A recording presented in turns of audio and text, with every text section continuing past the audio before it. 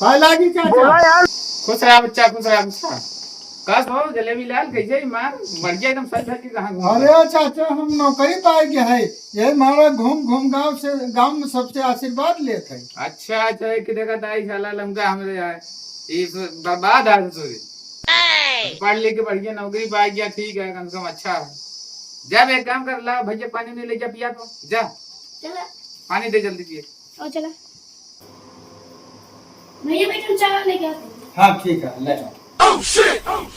ये कैसा था गेल बैठा? काल करिए उनको कहीं जाए चाय वाले है आई। ये ससुर देखा पंखो नहीं चलाई, हम पंखा चला के आओ। हाँ ठीक। ला भैया चाय पिया। एक घंटा ससुर बनाते चाय लगाए रहे लावे मां बैठ जाए। आयो रे माँ। और चाचा इतना बढ़िया आलीशान घर बनवाए है, के पंखा लगाए हैं। एक हम दिखावटी लगाए हाँ पिछवा से तार खींचे ही चोरी मां, एसी कूलर फ्रिज टुल्लू सब चलाई था। हाँ हाँ आई भाई नौकरिया के समय यही एरियो में हम बिजली विभाग के जेल